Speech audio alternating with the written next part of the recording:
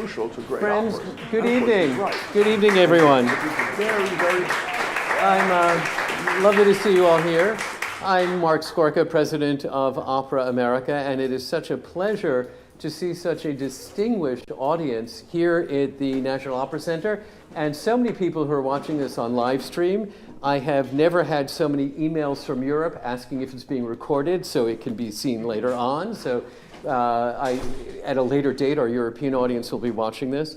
But when I look around the audience, I realize that we could put on an entire opera. We could design it, direct it, promote it, perform it, review it. I mean, everyone is here, and they're here for a very good reason, because one person has shaped American opera perhaps more than any other over the last half century in terms of his discovery and encouragement and nurturing of the most important American artists on the opera stage.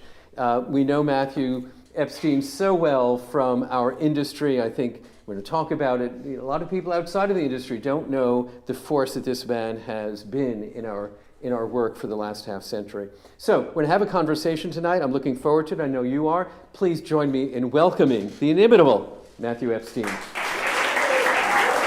Oh, good. I can't see anyone. Hi. Welcome, sir. Welcome. I can't see anybody. That's perfect.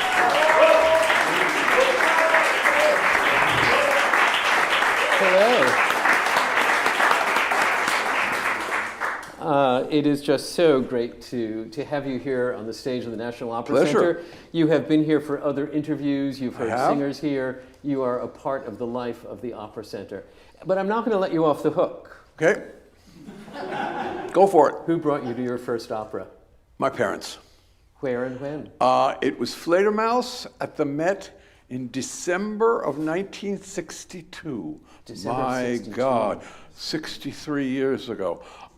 I was, I don't know how old, 12 or 13, 14. I had been listening to recordings, but it was the first time they brought me, and it was Dorothy Kirsten singing Rosalinda, and Roberta Peters, and Frank Guerrera, and Dino Formachini, and Jack Gilford, and I remember very well, Jean Madera was singing Orlowski, and I was sure it was a man. Because she was a real contralto and very slim, and I was sure. I mean, I kept saying to my parents during the intermission of the second and third act, "That's a man, though, isn't it?" But no, it was this marvelous contralto voice, and it was a really wonderful start for me. Was to hear Fledermaus. What did your parents do? My father was in the rag trade. He worked really near here on Fifth Avenue and 39th Street. My mother was originally in the personnel business before I was born. She was an early professional in the 40s. And then when I was born, she was, took care of me, and we moved out to Long Island, and she was a housewife, and she gained, 100 pounds during that period. She was not a happy camper. And when we came back to New York, she went back to Hunter College, got her master's, and became a public school teacher. Wow. And she was an English teacher, very good one too. So how was it that at that young age you were listening to opera at home? Did your parents enjoy it? My mother was the daughter of one of the founders of ASCAP. My grandfather, Nat Osborne, was a composer on Tin Pan Alley down the street here. And he was, along with Irving Berlin and Romberg and a couple of the others, he'd been trained in Vienna. He was a composer of popular songs. And so my mother had music from birth, pretty much.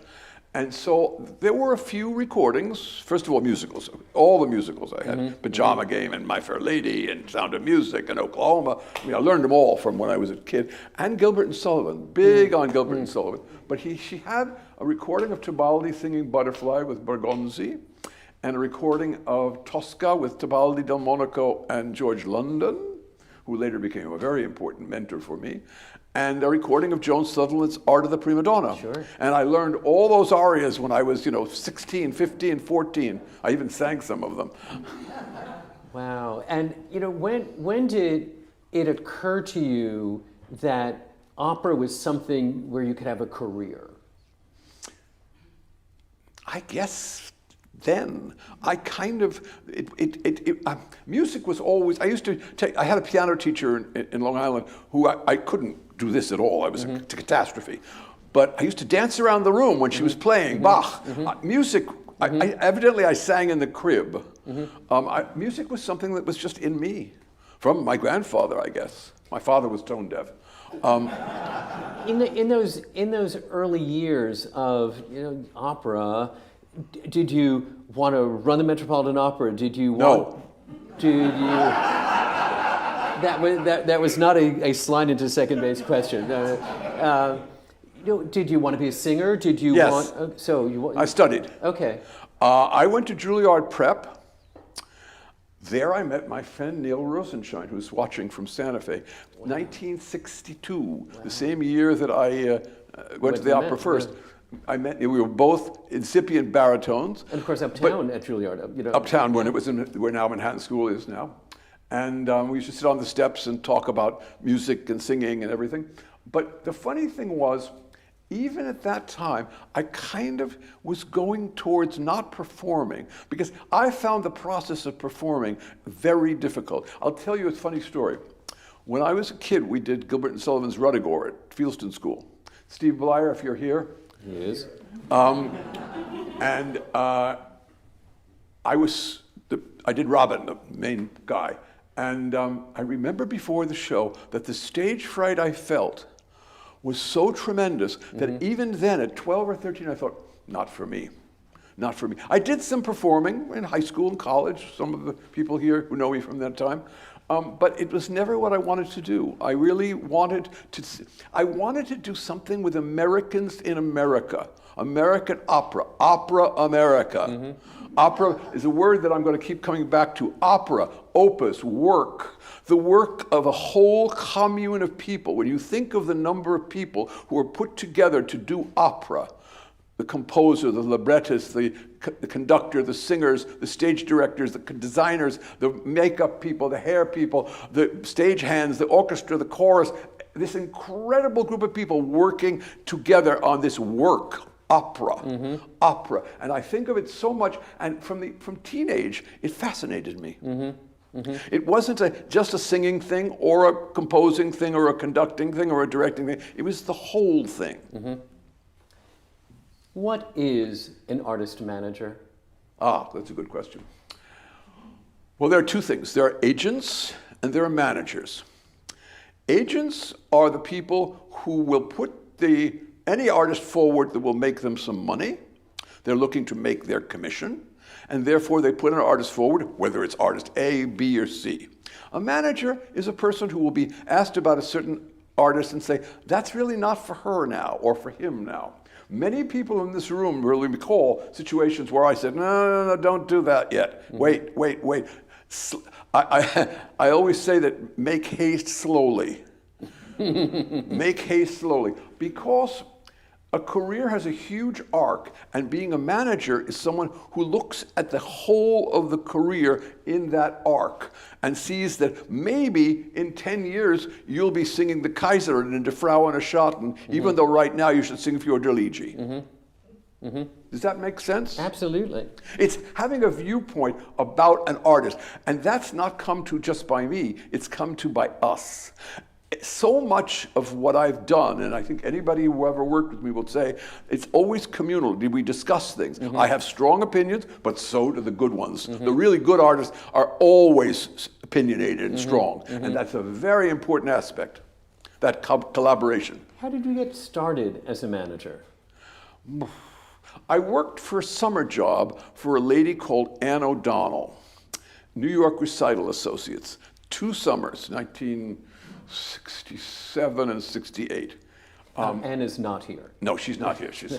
She actually was a student of Rosa Poncel, and I used to hear great stories from her about Rosa Poncel. But anyway, through Anne, I just got started. I got this sort of sense of, she was a presenter for recitals in New York, and one of the people she presented in a concert was the Pro Arte Chorale from New Jersey doing Israel and Egypt by Handel, conducted by a young Juilliard conductor called John Nelson. Oh my word. And that's how I met John Nelson, and it was from that time that the whole Berlioz saga started. But then, so that's a summer job. Summer job. But your first full-time job, as a manager? Harold Shaw. How did that happen? Harold Shaw had just broken off from the HUROC office, just that year. and he was working in a temporary office on 49th Street, and I had tried to get a job to be a secretary to Thomas Shippers, and had a very nice interview with him, and he sort of was interested in my doing something for him. And I was waiting for him to come back to me and let me know. And one day I had sent a resume around to several people. One of them I was suggested to write to Mr. Shaw. And one day I was in my parents' house still. I had just quit law school after 6 weeks. Hated it. Wasn't for me. Too boring. But I was sitting around and the phone rang. It was about 10 o'clock in the morning, and a frantic female voice, "This is Judy Arnold, I'm from Harold Shaw's office. What are you doing?" I said, I'm just sitting around. She said, "Can you come down here right now?"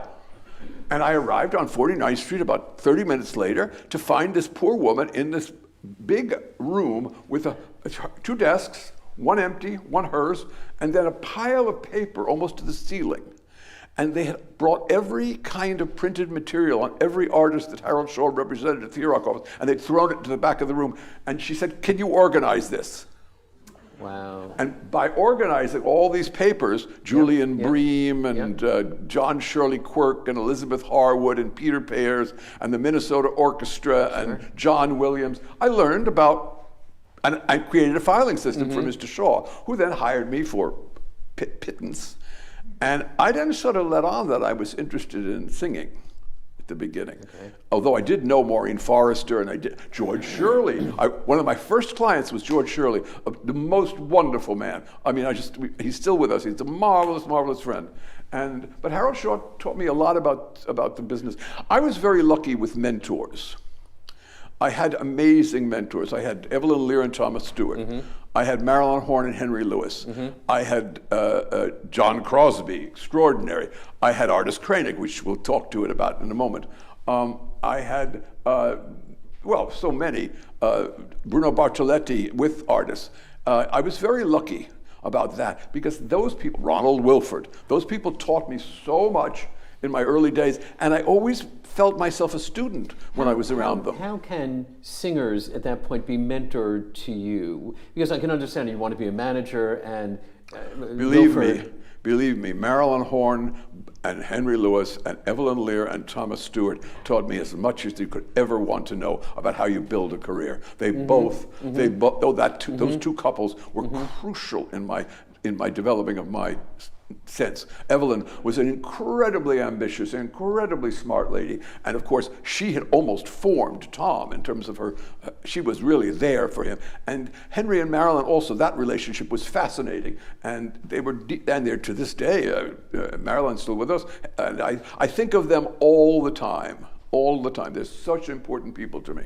You know, I'm skipping ahead slightly in what I have here, but the concept of building a career. Yep. Because you do talk about that, about the trajectory, about the long-term arc. You've said, Tom and Evelyn and Marilyn Horne and Henry Lewis.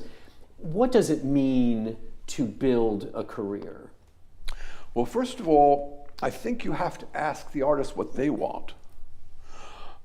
Sometimes they want a balanced career, concert, opera, recital. Each artist has different. Some artists don't want to sing recitals. They're not comfortable. Sometimes you have to push very hard to get them to do recitals. Because actually, I think song recitals are a really good thing for singers. Really good. But you have to talk to the artist about what they're interested in. And the same thing about when you start to assess their singing, you have to give them suggestions. Famous story. Evelyn Lear and Thomas Stewart sent me a young tenor. And this young tenor sang for me in Camille Hall, and he brought La Bohème, and he brought he brought Don Giovanni, Il mio tesoro. And when he was finished with Il mio tesoro, I asked him, "How did you get that long phrase so beautifully in your voice?" And he said, "Well, my teacher up in Plattsburgh." And I said, "Do you know any Rossini?" And he said, "Oh, the Barber of Seville." I said, "What aria?" And he said, "Well, the first aria." I said, "There's another one. Go over to Pedelson's," which was a big music store, and buy the score of the Barber of Seville from the most recent recording edition, critical edition, and find the second aria from the Barber of Seville, last act, Cessate di più resistere, and learn it. And I said, while you're at it, learn the aria from Italiana and Algeri, Rockwell Blake. Sometimes having an idea when you hear someone, Right. and planting that idea, and if it works, of course, magic. So, so many threads here. Let me keep on this one about building a career. So you talk to the artist. What is it you want to do? What do you want? What do you want your career to look like? But then you hear it. It may be rightly guided. It may not be. How do you keep going and building someone's career from that first conversation? It's always about collaboration. What works, what doesn't work, what feels good. I often will say to a singer, if you get tired during a coaching session or a work session with your teacher, that's an indication this is maybe not for you at this point. I remember dear Flicka von Stade said to me one day that she had been told by someone to learn Don Fatale from Don Carlo. And I said, really? And she said, yeah, but she said, it's very big. I said, very big. But people have opinions. Sometimes they're right, sometimes they're wrong. Our business is all about opinions. There is no right opinion. That's why I said it's collaborative. The whole work we do, the opus, the opera that we do, is about a group of opinions coming together and putting something together that works, or sometimes it just explodes, it doesn't work. But it's about that set of opinions that come together. That's what I think is fascinating about our field, and getting that right balance. You have such a reputation for recognizing talent early. And even recently, when I did an oral history interview with Catherine Malfitano, she told me how early on you recognized her talent and were prepared to work with her. I saw her in Tom Pusatier's Black Widow at Lake George. I had met her actually before that on the stairs of Carnegie Hall where she was ushering. And I thought... Add to the oral history. And I thought, that's fascinating. And Tom, who was a good friend of mine, had told me about her, how marvelous she was. And so I went up to Lake George and I heard this performance. And I remember saying to her, well, you should call me sometime, Miss Malfitano. And she said, don't you think you should call me? I love it. But, she knows that story, right? So Catherine is one sterling example, but there are so many others. Yeah. What Ask Jim Morris about our story at lunch one day. Is he here? I don't know. No, he's not. Jim will tell you, I had lunch with Jim when he was in like 1973 or 4, and I said to him, you're trying to be Cesare Siepi. I think you're going to be Hans Hotter and George London. He said, never, I don't like German music. And I said, I think that's what you're going to be. And years went by, and he was singing, Philip II, and every Italian bass part there was Don Giovanni, of course, wonderful. But then Terry McEwen asked him to do The Ring. And I went to the first performance of Valkyrie in San Francisco, and I knocked on the door after the performance, and I fell to my knees. He said, get up, you. So I want to, how do you hear that early promising talent? How do you hear the direction the voice is likely to go in? And even though it's collaborative, even though it's a conversation, you are hearing something. But that's somehow instinct. That's just, I call it, I see a halo over someone. I've often used that term with people. I see something that vibrates about them that makes them interesting for me. And I've been wrong as much as I've been right, I have to say. Over the years, there's many rights and many wrong. It's never 100%. Someone once asked me if I was always right. I said, are you? Right. Well, I mean, if a baseball player has an average of .333, they're in the Hall of Fame. 50% would be just fine. Thank you very much. Absolutely. Yes. But you're also, you put out there so quickly just this encyclopedic knowledge of the repertoire. So, here are saying, go look at the score, sing the second aria. How did you come to absorb all of that? What was your process for assimilating that kind of information? Maniac interest. I was interested. I listen to recordings. I go to performances. I read about it. I've had good mentors. Larry Kelly was a mentor of mine. Kurt Herbert Adler was a major mentor of mine. You know, it's very interesting. The people you are, Marilyn and Henry. I learned from Henry Lewis.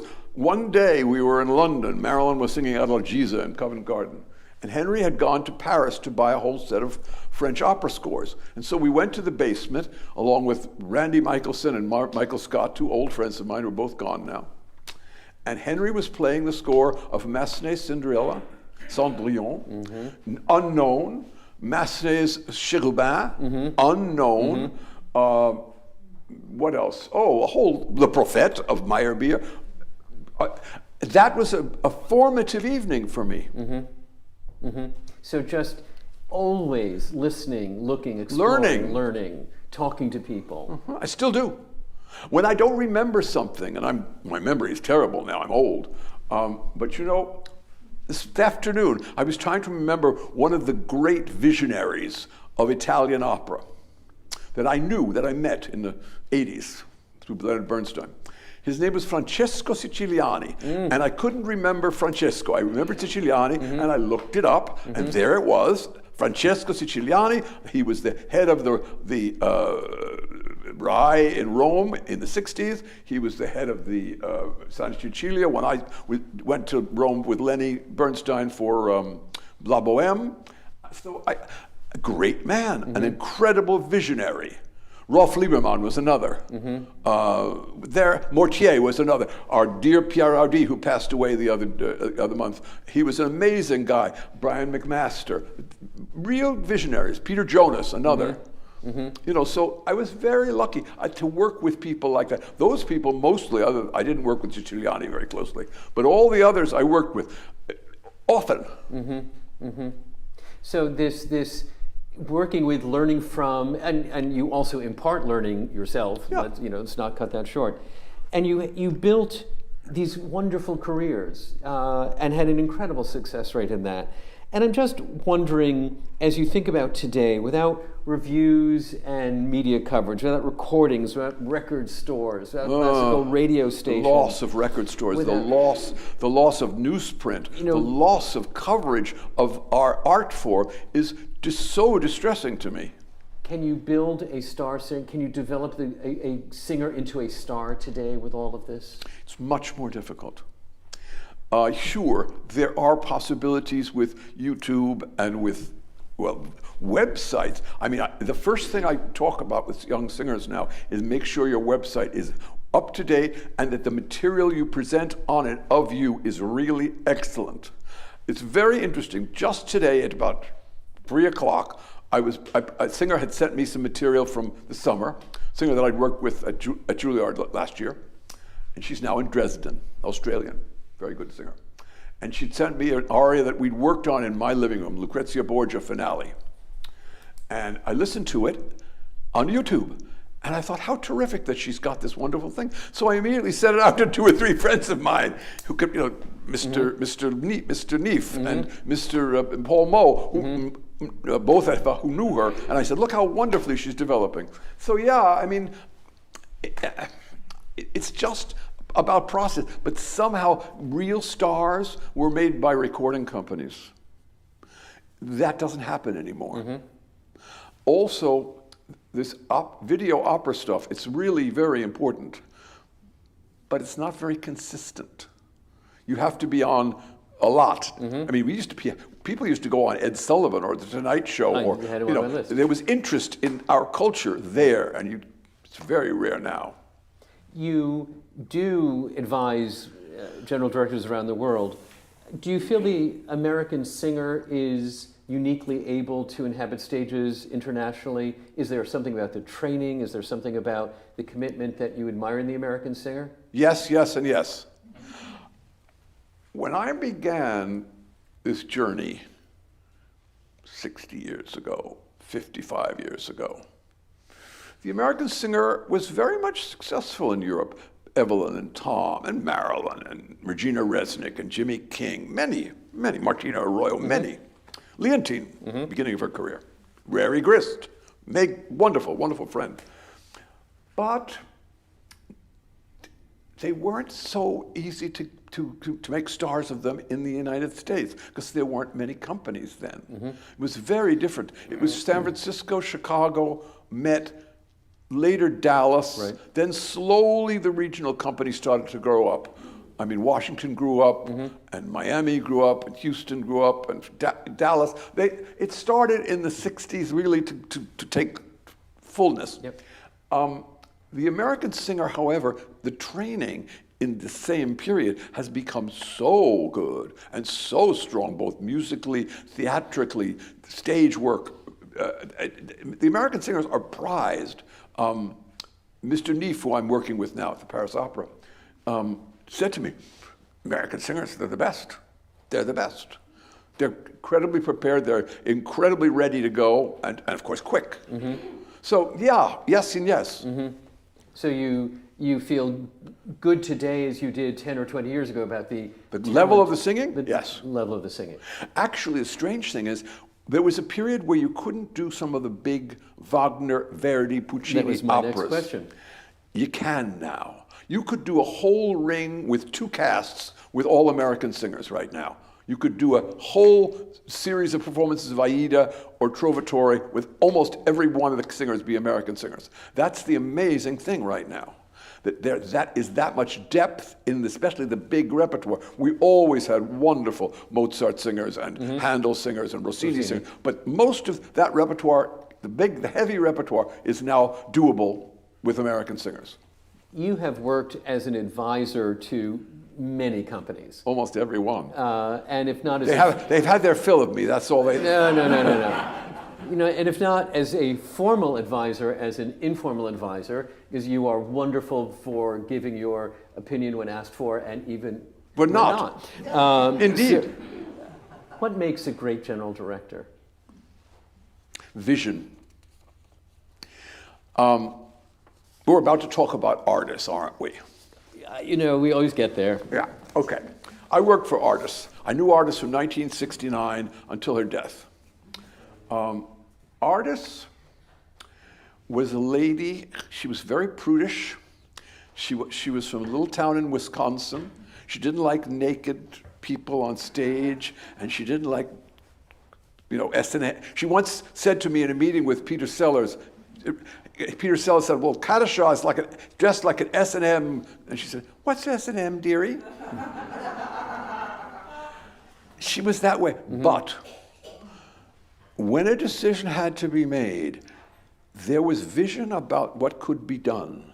And so the period that we worked together from 1981 or 80 until her death was one of the most exciting times in my life. The work was so good and so varied. There were, yes, beautiful Toscas and Bohemes and Traviatas and Rigolettos in that period, but there were also amazing productions of completely non-standard things. Alceste with Bob Wilson, Luc Bondy's Salome. We later, after Artists of Time, we did Peter Stein's Don Giovanni. But Peter Sellers, one of Peter Sellers' first important productions was The Mikado at Lyric Opera of Chicago, 1987. I met Peter Sellers in Boston after Orlando, and we went to breakfast, and I said, Artist Krenik would like to have you come do The Mikado. He looked at me and said, The Mikado? I said, yeah, The Mikado. Why not? And he said, could you get me a red Datsun? A red Toyota. I said, let's call artists. One on payphone. 1 ringy-dingy, 2 ringy-dingies. We called artists. Artists, this is Peter Sellers. Peter Sellers, artist. Hello. Can you get me a red Toyota? She said, what did red Datsun do, dearie? That was artists. Yeah. She went with it. That crazy Tannhäuser. She went with it. She really was someone who, though it may have been a bit difficult for her based on an old-fashioned Italian opera house tradition, to go the way it went. But by the time she left Lyric, it was no longer La Scala West. It was America. Yep. Opera America. And she was the head of Opera America at that time. Time magazine. She was my first board chair. I'll never forget. Right. So artist is a great general director. Vision, ability to make a decision, certainty when she made the decision. Gerard Mortier was another. Say more. Peter Jonas was another. Brian McMaster was another. The same qualities of vision and decisiveness? Different qualities, always different. Always different. The balance was different. Some were more musical decisions, some were more theatrical decisions, some were more repertoire. And when one dealt with those people, one first of all admired them so much, one argued, discussed, came to conclusions. Some of the happiest hours I had were with Peter Jonas, both in his early days in Chicago in the Chicago Symphony, but then in Munich. And ENO, wonderful work, wonderful work. So everyone you've mentioned, Mortier, Peter Jonas, they're of a prior generation. Is it more difficult for a general director today to be visionary and decisive? Well, one of the great visionaries was Kurt Herbert Adler. And I remember just as he retired, we were visiting in San Francisco. I don't remember, I think I was just outside his office.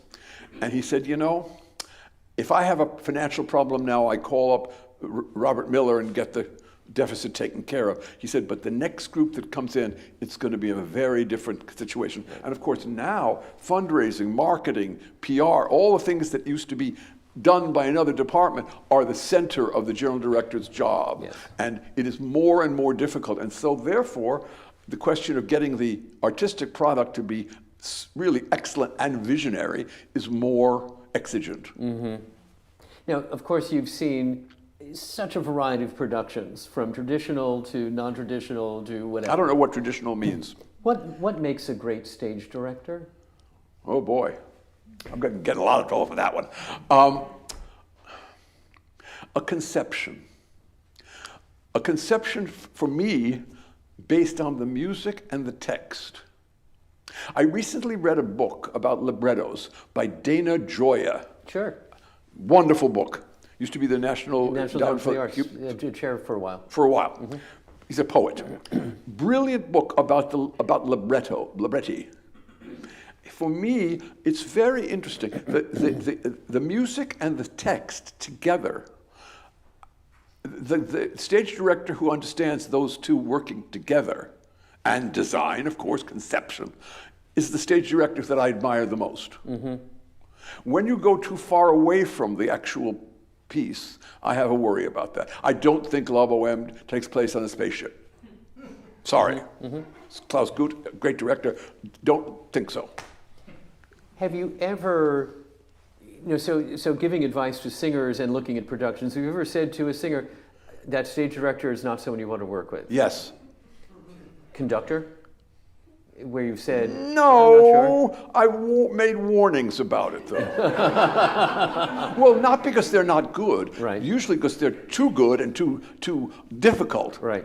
But no, have I ever? I don't think so. But stage director... Stage director sometimes, yeah. Because you just feel it will not show them off. Get in the way Yeah. of what they do. A lot of singers find themselves in situations that they're frustrated. Many singers never get stage direction. Marilyn Horne said to me that in her whole career, she maybe had 2 productions where she was really directed. One was Ponell's Italiana, and the other, what was it? Oh, I guess it was the Carmen at the Met, which wasn't Gentle, it was Bodewiges, but still, it was a conception. She never got to work with important directors. She got, second generation, wonderful assistants, but working with the actual genius that was original. Yep. Ponell was a genius. Yep. So the halcyon years of your work, which, and... They still are. I knew you were going to say that. I knew you were going to get me on that one. Opera was such a growth industry in the United States. Oh, sure isn't now. Companies were being established, companies were growing, productions were being added, more performances, and that's Chicago was 85 performances in a season. It's now in the 50s. If not in the 40s. And we could say the same thing about San Francisco, production and performance count. So it must be a much more difficult world in which to operate as an artist manager, where you're encouraging people into the field. Well, I'm no longer an artist manager. Advisor, friend. But when I'm a friend, you know what I say? Go east. Go to Germany. go to Austria, go to Switzerland, find work over there. The Fest system in Germany still works, even though there are cuts in Germany too. But if you have a contract for 13 months payment, 11 months work in Frankfurt, Stuttgart, Munich, Hamburg, Dusseldorf, Cologne, any of those theaters that are Fest theaters, that's secure. And you get your 30, 40 performances a season like clockwork. You do what you're meant to do as an artist, as a singer. However, in this country, people don't have enough. There aren't enough gigs for all these wonderful singers that are coming out of all of our conservatories. We're doing a brilliant job at developing our talent. Fantastic. They're the best. But there's no work. And that's a tragedy. Yeah. Aside from the quantity of work that's being done, what is being done is so different now. In terms of, the middle Verdi is not there. Should be. Alas, should. But we see, the top 10 operas and then a lot of new American operas. And how do you feel about the mix of, the tried and true from the inherited repertoire and the new American as a diet for opera? Well, let's go to two of my mentors again, John Crosby and Artis Kranick. Okay. Both of them talked always in developing seasons about balance. The public who buy tickets need some recognizable, sometimes quote-unquote traditional productions that they can buy. John Crosby knew that he had 11 performances on one opera and 12 on another, that those 20-some performances needed to be in the Bohème, Traviata, Rigoletto, Magic Flute, Figaro world. And so the first couple of operas of his season and the ending of his season always with those pieces. In the middle, you could do something a little more, an intermezzo, a Strauss, Liber de Danai. You could do a Handel, you could do a Rossini, not Rossini. So Santa Fe was a learning place for me. The balance. If we did a world premiere, not every year, there was one, or a European opera that had not been played in America. Another, for example, The Tempest by Addis came to Santa Fe first. Henze. And what? All the Henze pieces. Henze, well, he did a lot of Henze. Yeah. The only production of one of my fetish operas, which is the Basserids piece that should be done, and it's huge and expensive and magnificent opera. Really, of the 20th century operas, is one of the ones I'm most. I've never seen it. Oh, well, I have. Wonderful production is Komische Oper. But the balance, and Artis was the same. She would say at the beginning of the season, you've got to give the public an opening night opera they will enjoy, and then go to the ball afterwards. And at the end of the season, Danny Newman always said, well, the subscription are being sold. You've got to have a couple of chestnut operas to sell the subscription for the following season. That's when there was subscriptions. I was just going to say, that. So, but the balance, we would do an American opera every year. We would do important European opera every year in the prime time of Artis' period. But there were 8 operas. Yeah. And subscription. And they were strong enough to sustain those. Then you would do maybe, instead of doing 12 performances, you would do 9. But you'd still, we sold out every season at Lyric for years. That whole period. Absolutely. 102, 103%. How has artist management changed? Oh, completely. First of all, it's not lucrative. The recital business is minimal. The orchestral business is minimal. Those were both 20% commission businesses. The opera business, if you were doing 80 performances and now you're doing 50, you can imagine what that means to your income. You've got to have an international relationship with an artist in order to make it lucrative. And also, fees haven't gone up much since the 80s. The top fee at the Met when I was working as a manager was in the mid-teens, and I think it's in the just about 18 now. It's not much more. So, yeah, a more difficult business. Very difficult. But also, most people don't have offices anymore. They work on their laptops because they don't need an office. We've talked about some issues that are facing the field. Diminished media infrastructure. diminished subscription, the imperative of fundraising that takes so much of the time and attention of the general director, so there isn't a lot of time left for vision. Other issues in the field that if you could wave a magic wand and cure, what would you cure? That's a toughie. Conservatism, aesthetic conservatism.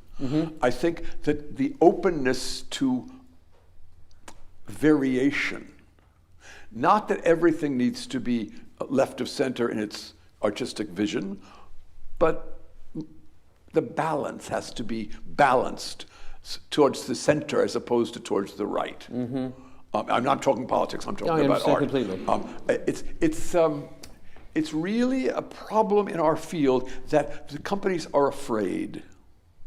The fear factor in our business is intense because it's teetering. It's teetering. It's so fragile. It's fragile. Yeah. What we want to do, the funny thing is that when you do something exciting, still to this day, something that's really exciting, people come. The word of mouth is quick and it sells out. Whether it's 3 performances of the dialogue of the Carmelites, which God knows is not, left of center, but they sell out because people want to see that. But what they don't want to see is just the ordinary day-to-day stuff that doesn't sell anymore. In your career, what are you most proud of? People. People. I don't know, no lights on, so I can't tell who's here. But people, people, directors, designers, singers, conductors, friends, long friendships. I mean, as I said, I can't see any of you, so I can't tell. But I know there are friends of 50 and 52 and 53 and 55 years in this room. And that means a lot to me. People. And successful people who've had the wonderful life I've led, the magic life I've led in this field for all my career. Who could have had, I'm the world's biggest opera queen. I love it. But it hasn't been easy. I mean, you speak about it with such affection, but you've worked so hard at it. And yeah, I have. Lately, not so hard, although when I work, these last days, I've been working very hard to get this ready. I even prepared all this stuff, which I haven't looked at. But I also am working on this project for the Paris Opera, which has been fun to work with Alexander, who is a big hopeful for me. But there are you asked me about visionaries. There are a few other people in this country that I really love. I'm not going to mention names because it's not fair to do so. But there are a couple of other people who really are interesting, and the work that they're doing is interesting. Some of the people that I talk to regularly can tell you, I have my eyes on a few guys and a few gals who I think are really doing superb work. And in some ways, they're bringing their companies back. And that's good news. I'm really glad to hear that, because of course we're talking about the giants of the last generation. So it's nice to hear that you feel that it hasn't disappeared entirely. There are some, but I tell you, this fear factor is really pervasive. The inability to break away from it is... Yeah, absolutely. And given the fragility of the companies these days, if you get it wrong, you kill the company. So you dare not get it wrong. You dare not get it wrong. Yeah. The wrong decision about opening night can be catastrophe. Yeah, unfortunately. Can be catastrophe. You said that advice you give to singers is go east. What else a young singer today with talent comes to you for advice. What other career advice do you have for the young singer today? Well, slow and steady wins the race. Don't rush. Yes, there are exceptions. Every rule has exceptions. A very, very light coloratura voice can move forward at 21, 22. Someone who's going to sing Isolde should wait a while, Wotan. And also, just the taking on of new roles. I used to make this mistake. I would let people learn too many roles in a year. And the really hard thing about learning roles is not the performances, it's the putting the role into the voice. If you have to do 6 or 7 new roles in a year, that's a lot of work in the studio. People don't understand that, but underneath the water and the bottom of the iceberg is the huge work. This little bit above is just the fun part. But this work And that's what's, and if you do too much stuff and too varied, you get into trouble. The Kala story. What advice would you give someone who said, I want to be an artist manager? Do it. I just had someone the other day, ex-singer, who'd had a good career as a singer, and I said, do it, but be very careful about how many you take, and be very careful about not taking people who have had bad experiences and you're coming to be their number 3 or number 4 manager. That's always, take young new ones, or take ones that you really believe have had the wrong manager and you can help them. But don't fill yourself up with people who are going to be unhappy in a year. But taking not too many. My last couple of times, 20 was the maximum. So you could really give the time and care. Care, yeah. And it's a lot of work.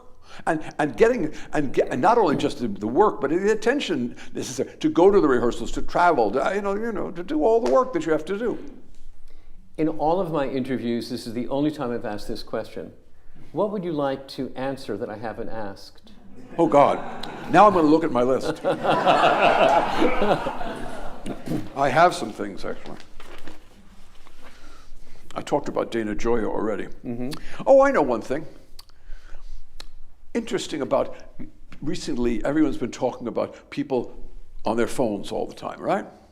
Everybody's on their phones nowadays. They're on right now? Yeah, no, not this moment, but in general. I'm sure they're all thinking, what's on my phone right now? We all have it in my pocket.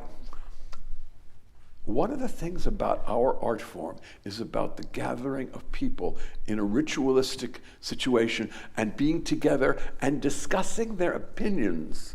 No one has to agree. I may like soprano A and you may like soprano B. In fact, I can remember stories from my standing room days when the Tebaldi fans and the Callas fans were on opposite sides of the corridor.